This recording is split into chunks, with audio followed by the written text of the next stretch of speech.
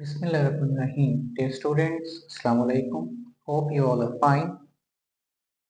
और उम्मीद करता हूँ कि आप आने वाली जो हल्की फुल्की सर्दी है उसको भी इंजॉय कर रहे होंगे और बिस्तर में बैठ के मूंगफली वगैरह भी खा रहे होंगे. तो आज जो मैं आपके लिए टॉपिक लेके आया हूँ वो है electronic configuration 11 chemistry chapter number 2. हम देखेंगे इलेक्ट्रॉनिक कॉन्फ़िगरेशन को लिखने के कुछ रूल्स को और कुछ एलिमेंट्स की इलेक्ट्रॉनिक कॉन्फ़िगरेशन जो है वो मैंने आपके लिए यहाँ पर एज अ प्रैक्टिस के तौर पर यहाँ पर राइट अप भी करूँगा. तो आइए इस टॉपिक को अंडरस्टैंड करते हैं. Electronic configuration. इलेक्ट्रॉनिक जो वर्ड है बेटा, आप इससे अब वेल अवेयर हैं कि electronic is showing the electrons, कि यहाँ पर इलेक्ट्रॉन्स की बात हो रही है. कॉन्फ़िगरेशन की जो टर्म है इसका मतलब होता है अरेंजमेंट. क्या मतलब होता है? अरेंजमेंट. तो इलेक्ट्रॉनिक कॉन्फ़िगरेशन हमें क्या बताती है?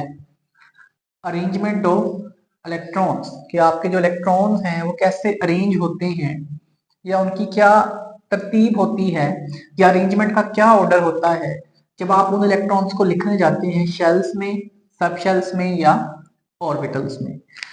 तो डेफिनेशन भी इसकी यही है कि जी डिस्ट्रीब्यूशन आप कह लें, क्योंकि बुक में लिखा हुआ डिस्ट्रीब्यूशन, वैसे आप अरेंजमेंट भी कह सकते हैं. जी तकसीम, डिस्ट्रीब्यूशन ऑफ इलेक्ट्रॉन्स होगी अमंग कहाँ पर? शेल्स में. शेल्स आपको पता है के L M N and so on चलते चले जाते हैं. फिर सब शेल्स हैं जी एस पी डी और एफ. और ऑर्बिटल्स आपको पता है कि जब सब शेल्स डिवाइड होते हैं तो ऑर्बिटल्स बनते हैं. एस सब शेल में कोई ऑर्बिटल नहीं होता. पी सब शेल में 3 ऑर्बिटल्स होते हैं. डी सब शेल में 5 ऑर्बिटल्स होते हैं और एफ सब शेल में 7 ऑर्बिटल्स होते हैं. तो इलेक्ट्रॉन्स को शेल्स, सब शेल्स और ऑर्बिटल्स में लिखने का जो वे आउट है उसको नाम क्या दे दिया जाता है? इलेक्ट्रॉनिक कॉन्फ़िगरेशन का. एग्जांपल के तौर पर जी बोरॉन है, बी इसका सिंबल, एटॉमिक नंबर 5 है, मतलब 5 इलेक्ट्रॉन्स होंगे.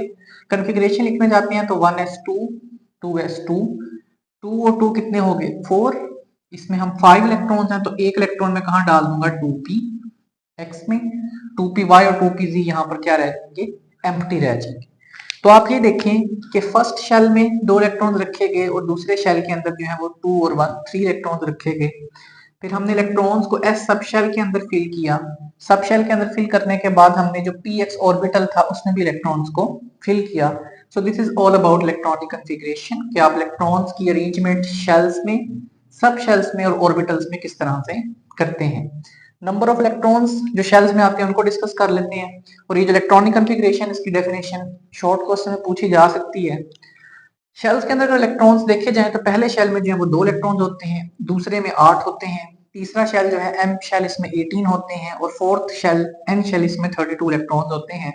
इनको आप ऐसे याद करना चाहें तो ऐसे याद कर लें, निकालना चाहते हैं तो मैंने फॉर्मूला भी लिख दिया यहाँ पर. 2n² के फॉर्मूले से आप किसी भी शेल में मौजूद इलेक्ट्रॉन्स को फाइंड आउट कर सकते हैं. इसमें n क्या है? शेल नंबर है. अगर आप पहले शेल में इलेक्ट्रॉन्स निकालना चाहते हैं तो n की वैल्यू 1 पुट कर दें. दूसरे यानी कि एल शेल में निकालना चाहते हैं तो एन की वैल्यू 2 पुट करें. थर्ड शेल यानी कि एम में निकालना चाहते हैं तो एन की वैल्यू 3 पुट करें. फोर्थ शेल यानी कि एन शेल में निकालना चाहते हैं तो एन की वैल्यू यहाँ पर 4 पुट करें. और इस फॉर्मूले से आप कैलकुलेट कर सकते हैं इनमें इलेक्ट्रॉन्स को. नेक्स्ट, इलेक्ट्रॉनिक कॉन्फ़िगरेशन जब भी लिखी जाती है तो कुछ रूल्स जो हैं उनका हमें पता होना चाहिए, या ये रूल हमें हेल्प आउट करते हैं to write the electronic configuration. पहला जो रूल है इसमें वो है अफबा प्रिंसिपल. अफबा बेटा जी आपके पास जर्मन वर्ड है, 2 जर्मन वर्ड्स का ये कॉम्बिनेशन है, जिसमें अफ का मतलब होता है बिल्डिंग, ब का मतलब होता है अब.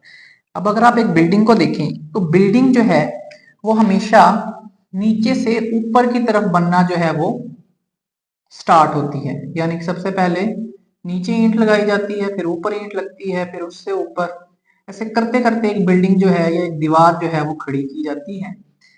अब अफबा प्रिंसिपल क्या कहता है? हमें कहता है electrons are filled in energy subshells. Electrons को आप सबशेल्स में फिल करेंगे in order of increasing energy. लेकिन सब शेल्स में इलेक्ट्रॉन्स को फिल किस तरतीब में करना है? इंक्रीजिंग एनर्जी ऑर्डर में आपने इनको फिल करना है. इंक्रीजिंग एनर्जी ऑर्डर क्या होता है? सबसे पहले जिसकी एनर्जी कम है आप उसमें फिल करें और उसके बाद ज्यादा एनर्जी वाले में इलेक्ट्रॉन को डालें. अब नेक्स्ट क्वेश्चन आता है कि हमें कैसे पता चलेगा कि किस सब शेल की एनर्जी कम है और किस सब शेल की एनर्जी जो है वो ज्यादा है. तो लो एनर्जी वाला सब शेल जो है उसको आप पहले उसमें इलेक्ट्रॉन एडअप करेंगे और जिस सब शेल की एनर्जी ज्यादा है उसमें आप बाद में इलेक्ट्रॉन जो है वो एड अप करेंगे। अब how to decide the energy order, कि एनर्जी ऑर्डर कैसे पता चलेगा, उसमें हमें हेल्प आउट करता है n+l रूल। n+l रूल क्या कहता है, n का मतलब शेल नंबर और l का मतलब आपके पास जो है सब शेल या जिमिथल क्वांटम नंबर। इन दोनों की वैल्यूज को आप हमेशा प्लस करेंगे। तो इनको प्लस करने पर जिन दो सब शेल्स में से किसी एक की n+l वैल्यू कम आएगी उसमें आप पहले इलेक्ट्रॉन डालेंगे। डेफिनेशन क्या है, सब shells having low n+l value field first. Example के तौर पर देखें जी 4s है और 3d है, ये दो सब शेल्स हैं। मुझे नहीं पता कि पहले 4s में इलेक्ट्रॉन डाल रहे हैं 3d में, तो मैं n+l वैल्यू निकालूंगा दोनों की। 4s की निकालूंगा तो 4 इज योर n की वैल्यू यहाँ पर 4 है जो कि शेल नंबर है, और ये l जो है अजीमुथल क्वांटम नंबर, l की वैल्यू s सब शेल के लिए हो जाती है 0। तो 4 + 0 आप करेंगे तो आपके पास आंसर कितना आ जाएगा, 4 आ जाएगा। ये मैंने 4s के लिए वैल्यू निकाल ली। दूसरा सब शेल था 3d, n की वैल्यू 3 थी और l की वैल्यू d सब शेल के लिए होती है 2, तो 3 + 2 कितना आ गया, 5 आ गया। दोनों की n+l वैल्यू निकाल ली। अब देखना है जी, मैंने क्या कहा, हैविंग लो n+l वैल्यू, जिसकी n+l वैल्यू कम है उसमें पहले इलेक्ट्रॉन डालें। तो कम किसकी आई, 4s की आई, तो पहले इलेक्ट्रॉन किसमें डालेंगे, 4s में, बाद में किसमें डालेंगे, 3d। जब इलेक्ट्रॉनिक कॉन्फ़िगरेशन लिखी जाती है तो आपने देखा होगा कि पहले हम 4s में इलेक्ट्रॉन डालते हैं देन 3d में डालते हैं। दूसरा केस क्या आता है, टू सब shells having same n+l value, दो सब शेल्स ऐसे आ जाए जिनमें n+l की वैल्यू सेम हो, तो फिर क्या करें, subshell having lower value of n filled first. तो जिस सब शेल की कहता है n की वैल्यू छोटी होगी पहले आप उसमें इलेक्ट्रॉन डाल दो। इसको भी एग्जांपल से समझते हैं। 4p और 3d में कंपटीशन है, n+l वैल्यू निकालने जा रहा हूं।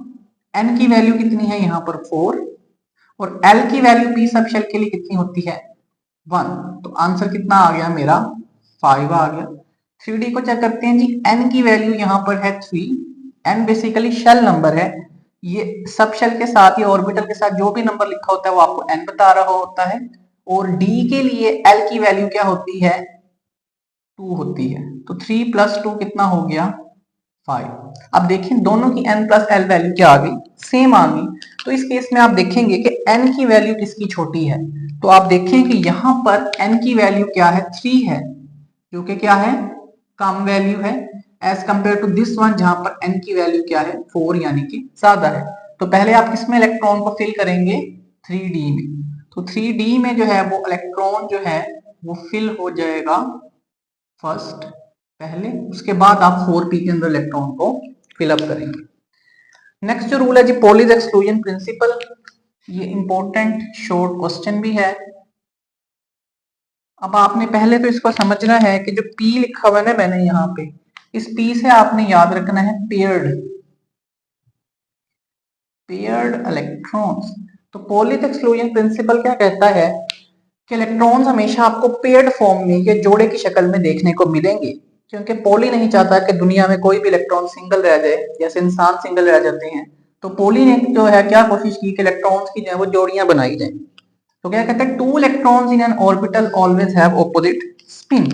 कहता है एक ऑर्बिटल में जब आप दो इलेक्ट्रॉन ऐड अप करने जाओगे तो उनकी स्पिन क्या हो जाएगी, ऑपोजिट हो जाएगी, क्योंकि अगर सेम स्पिन रखते हैं तो उस केस के अंदर उन दोनों के दरमियान में रिपल्शन हो सकती है, इसलिए हम ऑपोजिट स्पिन रखेंगे। एग्जांपल देखें, हीलियम है, एटॉमिक नंबर 2 है, मैं कॉन्फ़िगरेशन लिखता हूं जी 1s। अब दो इलेक्ट्रॉन है, ये देखें मैंने इस एक ही ऑर्बिटल में दो इलेक्ट्रॉन डालने हैं, स्पिन ऑपोजिट रखूंगा। एक इलेक्ट्रॉन की स्पिन ऊपर की तरफ जो कि क्लॉकवाइज स्पिन को शो करता है या +1/2 को शो करता है, दूसरे इलेक्ट्रॉन की स्पिन नीचे की तरफ डाउनवर्ड एरो से जो कि -1/2 या एंटी क्लॉकवाइज स्पिन को शो करता है। तो देखिए हमने एक ही ऑर्बिटल में दो इलेक्ट्रॉन्स को रखा लेकिन स्पिन क्या कर दी, ऑपोजिट कर दी। इसी तरीके से नियोन है आपके पास, एटॉमिक नंबर 10, कॉन्फ़िगरेशन लिखें 1s2 2s2 2px 2py and 2pz 2 और 2 4। अब ये आपके पास आगे जी 2px 2py 2pz तीनों की एनर्जी क्या होती है, सेम होती है, या आप कहें कि तीनों एक माँ के लड़ाका बच्चे हैं जो कहते हैं कि सबको एक एक बोटी दी जाए, एज कंपेयर टू किसी को दो मिल जाए, तो सबको एक एक बोटी देते हैं हम, एक इसको दे दी, एक इसको दे दी, एक इसको दे दी। तो फिर माँ ने देखा कि भाई बोटियां तभी बच रही हैं, तो फिर उसने क्या किया कि इनको एक एक बोटी और देना शुरू कर दी। इस तरीके से जो पॉलीज एक्सक्लूजन प्रिंसिपल है वो कहता है कि एक ही ऑर्बिटल में दो इलेक्ट्रॉन्स डाले लेकिन स्पिन क्या कर दी, ऑपोजिट कर दी। तो पी से याद करेंगे पेयर्ड इलेक्ट्रॉन्स। तो पॉलीज एक्सक्लूजन प्रिंसिपल हमें क्या बताता है कि इलेक्ट्रॉन्स हमेशा पेयर्ड फॉर्म में आएंगे लेकिन स्पिन क्या हो जाएगी, ऑपोजिट हो जाएगी। शॉर्ट क्वेश्चन के लिए एग्जांपल है और डेफिनेशन यहाँ पर लिख दी गई। हुंस रूल आ जाता है जी।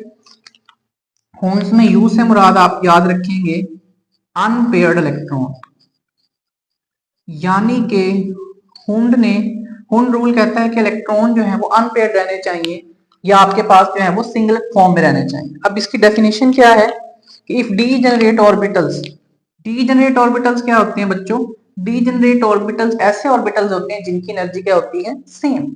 जैसे 2px 2p/, 2pz तीनों की एनर्जी क्या होती है, सेम। तो ये क्या कहलाते हैं, डीजेनरेट ऑर्बिटल्स। कहता है डीजेनरेट ऑर्बिटल्स आर अवेलेबल, अगर आपके पास पड़े हुए हैं and more than one electron, और एक से ज्यादा इलेक्ट्रॉन अगर आपने इनमें प्लेस करना है, then they should be placed in separate orbitals with same spin. तो वो क्या कहता है कि आप क्या करो कि हर ऑर्बिटल के अंदर एक एक इलेक्ट्रॉन को रखो सेम स्पिन के साथ। इसकी मिसाल बिल्कुल ऐसे है कि आप क्लासरूम के अंदर एंटर होते हैं और बहुत सारी चेयरें जो है वो खाली पड़ी होती हैं। तो टीचर आपको कहता है कि सारे बच्चे जो है वो चेयर पे जाके बैठ जाएं, लेकिन हर चेयर के ऊपर एक ही बच्चा बैठे। अब आप देखें सारी चेयर जो है वो एक जैसी है, वो डीजेनरेट है, उनकी शेप एक जैसी है, सब कुछ एक जैसा है, उनकी कंपोजिशन एक जैसी है, लेकिन एक एक बच्चा एक एक चेयर पर जाकर क्या करता है, सेटल डाउन करता है। तो इसी तरीके से वो कहता है कि अगर आपके पास एक रूम में चेयर्स पड़ी हुई हैं और आपने इलेक्ट्रॉन्स को उन चेयर्स पे रखना है, तो आप हर चेयर के ऊपर एक एक इलेक्ट्रॉन रखो, एज कंपेयर टू कि आप एक ही चेयर पे दो इलेक्ट्रॉन्स रख दो। ठीक है, उस केस में उनकी लड़ाई हो जाएगी। तो आपने एक चेयर पे एक ही इलेक्ट्रॉन रखना है। एग्जाम्पल देखें जी, कार्बन की मैंने लिखी हुई है यहाँ पे, एटॉमिक नंबर 6 है, ये देखें 1s2 2s2 2px 2py 2pz, ये देखो 2 है 2 4। अब ये देखो ये डीजेनरेट, अब आपने इसमें एक इलेक्ट्रॉन डालना है, दो नहीं डाल देंगे, 5 और 6 इलेक्ट्रॉन आपने डाल देना है यहाँ पर। ठीक है, एनर्जी सेम है तो आप एक एक इलेक्ट्रॉन डालेंगे, उसके बाद अगर बच जाएंगे फिर पेयर अप करेंगे। अब ये देखें 1s2 2s2 2px 2py and 2pz, ये किसकी बात हो रही है, नाइट्रोजन की। 7 इलेक्ट्रॉन है, 2 और 2 4। अब ये देखो 5 6 7 पूरे हो गए। ऑक्सीजन का एटॉमिक नंबर 8 है, इसको देखें आप 1s2 2s2 2px 2py and 2pz, 2 और 2 4 5 6 7, एक एक इलेक्ट्रॉन डाला, एक इलेक्ट्रॉन फिर बच गया, फिर आप px के साथ अंदर जो है वो दूसरा इलेक्ट्रॉन ऐड कर सकते हो। तो अगर इलेक्ट्रॉन बच जाए तो फिर आप इनको पेयर अप करने की कोशिश करोगे, अगर नहीं बच रहे तो फिर आप क्या करोगे, एक इलेक्ट्रॉन ही सब ऑर्बिटल्स के अंदर जो है वो आप ऐड अप करोगे। तो हुंस रूल में यू से याद रखना है कि इसमें आपको अनपेयर्ड इलेक्ट्रॉन देखने को मिलेंगे या सिंगल सिंगल इलेक्ट्रॉन प्लेस करना है, और पॉली में पी से याद रखना है कि वहां पर इलेक्ट्रॉन्स आपको पेयर्ड फॉर्म के अंदर देखने को मिलेंगे। फिर इलेक्ट्रॉनिक कन्फिगरेशन को लिखने का एक रूल है, एक निमोनिक है, वो क्या है, school school public school public school divisional public school divisional public school federal divisional public school and federal divisional public school. तो इसमें आपने फर्स्ट लेटर से याद रखना है जी, स्कूल से मैंने एस लिख दिया, स्कूल से एस लिख दिया, पब्लिक से पी लिख दिया, ये सारा मैंने इस तरीके से राइट अप कर लिया। अब इनके साथ नंबर्स लिखने हैं हमने 1 2 एंड 3, वो आपने किस तरीके से लिखने हैं, एस से लिखना स्टार्ट करना है 1, पहला ऐसा है तो आप 1 लिख दें, दूसरा ऐसा आ गया इसके साथ 2 लिख दें, ये फिर ऐसा आ गया फिर 3 लिख दें, फिर ऐसा आ गया इसके साथ लिख दें 4, फिर देखें आगे ये फिर ऐसा है 5s हो गया, ये 6s हो गया, ये 7s हो गया और ये हो गया आपका 8s। अब जब p के साथ नंबरिंग करने जानी है फिर आपने लिखने हैं 2 से नंबरिंग स्टार्ट करनी है। पहला p आपको दिखा, आप इसके साथ लिख दें जी 2p, उसके बाद आप लिख दें 3p, फिर आगे बढ़े आपको दिखा तो 4p 5p 6p 7। क्लियर। अब डी पे पहुंचूंगा, जब डी सब शेल में, तो डी सब शेल में आपने 3 से लिखना शुरू करना है। ये देखें अब कहां से लिखना शुरू करेंगे हम, 3 से। पहला डी हमें दिखा, हमने लिख दिया जी 3d, फिर ये डी आया, फिर क्या लिख दिया 4d, फिर क्या लिख दिया 5d, फिर आगे आपके पास 6d एंड सो ऑन। फिर जब आप एफ पे पहुंचेंगे तो एफ पे आपने लिखना शुरू करना है 4 से। एफ आ गया हमारे पास पहला, यहाँ पर क्या लिखेंगे जी 4f, ये क्या आ गया आपके पास 5। तो इस तरीके से इलेक्ट्रॉनिक कॉन्फ़िगरेशन की जाती है। अब लिखने जाएंगे तो कैसे लिखेंगे जी, 1s पहले, फिर 2s, फिर 2p, फिर 3s, फिर 3p, फिर 4s, आप इस तरह से लिखते चले जाएंगे। मैं अब यहाँ पर जो कॉन्फ़िगरेशन लिखूंगा वो स्कैंडियम से लिख रहा हूँ, जिसका एटॉमिक नंबर है 21 एटॉमिक नंबर है, तो मैं एक की पूरी लिख देता हूँ, बाकी फिर हम नोबल गैस के साथ लिख लेंगे। अब आप देखिए मैं इसी को फॉलो करूंगा, 1s, उसके बाद क्या है जी मेरे पास 2s, फिर क्या है 2p, फिर क्या है 3s, फिर क्या है 4, 3p, फिर क्या है जी 4s, और फिर क्या है मेरे पास 3d। अब इसमें इलेक्ट्रॉन फिल कर लेते हैं। 21 इलेक्ट्रॉन है हमारे पास। अब आप देखिए 1s2, 2s2, 2p6, 3s2, 3p6, 4s2, 3d में आ गया एक इलेक्ट्रॉन। अब इन सबको काउंट करेंगे तो 21 इलेक्ट्रॉन जो हैं वो पूरे हो जाएंगे आपके। अब next element titanium, atomic number 21 है। अब यहां तक जो है ना आपके पास बनते हैं टोटल 18 इलेक्ट्रॉन। तो मैं उसके लिए क्या लिख लूंगा यहाँ पर, आर्गोन। नोबल गैस है, एटॉमिक नंबर 18 है। उसके बाद मैं क्या लिखूंगा, 4s2, और 3d में पहले 1 था, अब क्या आ जाएगा 3d2। वेनेडियम में क्या, एटॉमिक नंबर 23, अगेन से आप लिख लें जी आर्गोन 18, 4s2, एक एक नंबर बढ़ाते जाएं, 3d यहाँ पर क्या आ जाएगा 3 आ जाएगा। फिर हम पहुंचे क्रोमियम पे। क्रोमियम जो है इसकी इलेक्ट्रॉनिक कॉन्फ़िगरेशन जो है उसको आप थोड़ा सा ध्यान से समझेंगे। अब यहाँ पर हम जो है लिखेंगे पहले आर्गोन एटॉमिक नंबर 18, उसके बाद मैंने लिखा 4s, फिर मैंने लिखा 3d। अब इसी कॉन्फ़िगरेशन बननी क्या चाहिए, 4s2, 3d, 4 बननी चाहिए, ये कॉन्फ़िगरेशन बननी चाहिए। लेकिन होता क्या है कि क्रोमियम अपने आप को स्टेबलाइज करने के लिए एक इलेक्ट्रॉन 4s से कहां भेज देता है, 3d में भेज देता है। तो इसकी कॉन्फ़िगरेशन क्या बन जाती है,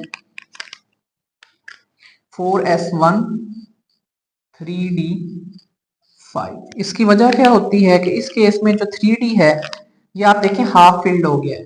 हाफ फील्ड होने की वजह से ये ज्यादा स्टेबल होता है। इससे पहले ये क्या था, पार्शली फील्ड था। तो हाफ फील्ड ज्यादा स्टेबल होता है, तो स्टेबिलिटी गेन करने के लिए एक इलेक्ट्रॉन 4s से 3d में भेज दिया जाता है। उसके बाद मजीद हम आगे लिखे मैंगनीज की, तो मैं आर्गोन वैसे लाइन से शो कर देता हूँ। फिर हमारे पास क्या आ जाएगा जी 4s2, और 3d कितना आ जाएगा 5 आ जाएगा। फिर हम आयरन पर जाएंगे तो आप देखें, इसको लिख ही देते हैं, आर्गोन 4s2, 3d कितना हो जाएगा 6। कोबाल्ट पे जाते हैं 27 है जी, आर्गोन 4s2, 3d7। निकल 28 है, एक एक इलेक्ट्रॉन बस 3d के अंदर आप बढ़ाते जाएं, 4s2, 3d8। फिर नेक्स्ट देखें जी आर्गोन है 4s2, 3d9। अब इसके अंदर भी एक्सेप्शन आती है, कॉपर के अंदर क्या एक्सेप्शन आती है कि कॉपर में अब डी के अंदर है 9 इलेक्ट्रॉन, अगर 10 हो जाए तो ये फुल हो जाएगा और मजीद स्टेबल हो जाएगा। तो कॉपर भी अपना एक इलेक्ट्रॉन 4s से कहां भेजता है, 3d में। तो फिर इसकी कॉन्फ़िगरेशन क्या बन जाती है आपके पास, ये बन जाती है 4s1, 3d10। अब d10 का मतलब मुकम्मल फील्ड हो गया। मुकम्मल फील्ड होने की वजह से जो है वो ज्यादा स्टेबल हो गया। फिर आता है जी जिंक लास्ट में। जिंक के अंदर क्या कहानी है कि जी आर्गोन है, आर्गोन के बाद 4s2 है, और 3d में आ गए 10 इलेक्ट्रॉन। तो इस तरीके से आप कॉन्फ़िगरेशन जो है वो राइट अप कर सकते हैं। अब यहाँ पर स्पेस नहीं बची, मैं आपको वैसे बता देता हूँ कि ऑर्बिटल्स का स्टेबिलिटी ऑर्डर क्या होता है। सबसे ज्यादा स्टेबल होता है कंप्लीटली फिल्ड ऑर्बिटल, उसके बाद स्टेबल होता है हाफ फील्ड, और सबसे कम स्टेबल होता है पार्शली फील्ड। तो डी में 10 इलेक्ट्रॉन आए तो ये मुकम्मल फील्ड वो सबसे ज्यादा स्टेबल हो गया। उससे कम स्टेबल होता है हाफ फील्ड। तो डी में 10 इलेक्ट्रॉन आते हैं, 10 का हाफ हो जाएगा 5, अगर 5 आ गए 3d5। और अगर डी में 4 इलेक्ट्रॉन है तो ये पार्शली फील्ड है। पार्शली फील्ड क्या होता है आप याद रखें कि डी में आते हैं 10 इलेक्ट्रॉन। अगर डी में 1 से लेके 4 तक कोई भी नंबर आ जाए, या 6 से लेके 9 तक कोई भी नंबर आ जाए, या कोई भी इस तरह से इलेक्ट्रॉन आ जाए, तो उस केस में क्या कंसीडर होता है, पार्शली फील्ड। तो कंप्लीटली फील्ड, फिर हाफ फील्ड, और सबसे कम स्टेबल होता है पार्शली फील्ड। तो क्रोमियम और कॉपर इन दोनों की कॉन्फ़िगरेशन एग्जाम के अंदर पूछी जाती है, शॉर्ट आंसर क्वेश्चन के अंदर लाजमी पूछी जाती है, क्योंकि इनकी कॉन्फ़िगरेशन के अंदर एक एक्सेप्शन है, वो मैंने आप लोगों के साथ जो है यहाँ पर डिस्कस किया। तो इसको आपने लाजमी शॉर्ट के लिए जो है कॉन्फ़िगरेशन को देख लेना है। उम्मीद करता हूँ टॉपिक को अंडरस्टैंड किया होगा और इसको नोट डाउन भी किया होगा। मिलता हूँ नेक्स्ट वीडियो में, तब तक के लिए थैंक यू सो मच। अल्लाह हाफिज़।